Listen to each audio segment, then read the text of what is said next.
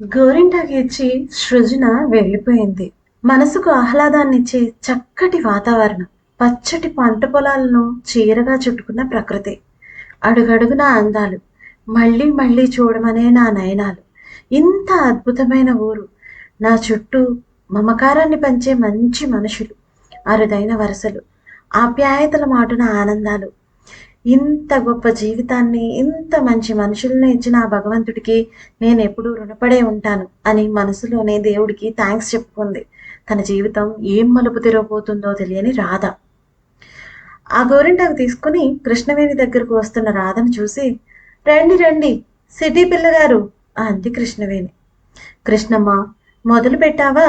పద్దాక సిటీ పిల్ల అనకు, నాకు బెంగగా ఉంటుంది అంది రాధ. అంత బెంగగా ఉన్నప్పుడు వెళ్ళడం దేనికే? ఇక్కడే మాతోనే ఉండిపోవచ్చు కదా అంది కృష్ణవేణి. కృష్ణమ్మ, అన్నీ తెలిసిన నువ్వు కూడా అలా మాట్లాడతావేంటి? నాన్న ఒక్కరి ఆదాయం పైనే మనమంతా ఆధారపడి ఉన్నాం.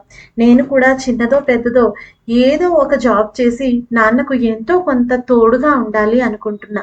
అందుకే ఇష్టం లేకపోయినా ఉద్యోగాల వేటకు వెళ్ళాలని అనుకుంటున్నా అంది రాధ. అర్థమైంది లేవే, ఏదో నిన్ను విడిచి ఉండలేక అలా అన్నాను అంతే అంది కృష్ణవేణి. లేదు కృష్ణమ్మ, నేను జాబ్ చేయాలి.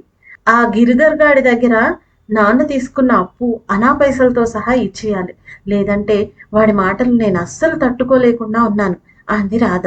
అదేం భాగ్యం, తీర్చేద్దులే అంది తులసి అందుకొని. సరే గాని ఇవాళ మధ్యాహ్నం భోజనంలోకి ఏం కూర చేయమంటావు అంది. ఏం కూరలున్నాయేంటి అంది రాధ. నీకేం కావాలేంటి అంది తులసి. అమ్మా, గుత్తొంకాయ కూర ఉండమ్మా, నువ్వు చాలా బాగా చేస్తావు. తిని చాలా రోజులైంది.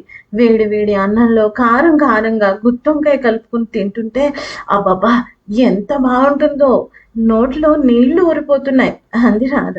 సరేలే, అలాగే చేస్తాను గాని నువ్వు అంత ఊరుకోకు అంది తులసి. తులసి చాలా తెలివైంది. పైకి కటువుగా ఉన్నా కదిపితే కరిగిపోతుంది.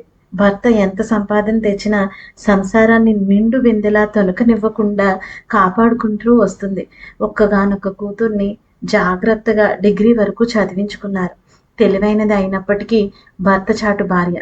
సంసారం అనే చదరంగాన్ని ఆచితూచి అడుగులు వేస్తూ ఎవరితోనూ ఏ మాట పడకుండా జాగ్రత్తగా బ్యాలెన్స్ చేస్తుంది. రాధకు వాళ్ళ అమ్మే స్ఫూర్తి. తింటే ఆవకాయ తినాలి, లేదంటే మా అమ్మ చేతి గుత్తొంకాయ కూరే తినాలి అని కృష్ణమ్మ చేతి గోరుముద్దను అందుకుంటూ గోరింటాకు పెట్టుకుంటుంది రాధ. గోరింటాకు పెట్టుకుంటున్న రాధని కృష్ణవేణి, గోరింటాకు బాగా పండితే ఏమవుతుందో తెలుసానే అంది. ఏమవుతుంది అంది రాధ. మంచి మొగుడు వస్తాడట. ఆ వచ్చేవాడు ఎలాగో వస్తాడు, వచ్చే టైం వచ్చినప్పుడు. ఇప్పుడు నన్ను ప్రశాంతంగా గోరింటాకు పెట్టుకొని అని అంది రాధ కృష్ణమ్మ చేతి గోరు ముద్దలు అందుకుంటూ. నానమ్మ చేతితో భోజనం కానిచ్చేసి గోరింటాకు పూర్తి చేసుకుని తన గదిలోకి చేరి నవ్వారు మంచం మీద అలా వాలి ఆలోచిస్తూ తనలో తాను, నా చుట్టూ ఉన్న ప్రపంచాన్ని వదిలి ఎక్కడికో వెళ్ళాలి అనుకుంటున్నాను. అక్కడ అమ్మ చేతి గోరుముద్దలు దొరుకుతాయనా, లేక నానమ్మ పక్కనే పడుకుని ఆకాశంలో సప్తర్షి మండలం అదిగో, అరుంధతి ఇదిగో అని నక్షత్రాలు లెక్కపెట్టే నిమిషాలు దొరుకుతాయనా, ఆప్యాయంగా పలకరించే నాన్న అని ఆలోచిస్తూ అప్రయత్నంగా కళ్ళలో నుండి జాలువారే కన్నీళ్లు. అంతలోనే వాటి నుండి బయటకు వచ్చి, లేదు, నేను ఇక్కడే ఇలానే ఆలోచిస్తూ ఉండిపోకూడదు, నాన్నకు భారం ఎప్పటికీ కాకూడదు అనుకుని అలానే నిద్రపోయింది రాధ. తన చుట్టూ ఉన్న వాళ్ళందరూ తన బంధువులే, ఇక తన మంచి కోరుకునే వారే అనే ఆలోచించే గొప్ప వ్యక్తిత్వం గలది రాధ. ఇదండి మరి ఇవాల్టి మన ఎపిసోడ్. మీ అందరికీ నచ్చింది అనుకుంటున్నాను.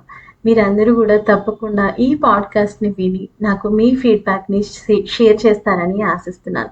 మీ ఫీడ్బ్యాక్ నాకు చాలా చాలా అవసరం. నేను ఎలాంటి మార్పులు చేర్పులు చేసుకోవాలి అనే సజెషన్స్ మీ నుండి వస్తే నేను చాలా హ్యాపీగా ఫీల్ అవుతాను. Thank you so much for all your love. మరొక కొత్త ఎపిసోడ్తో మీ ముందుకు త్వరలోనే వచ్చేస్తాను. Thank you so much.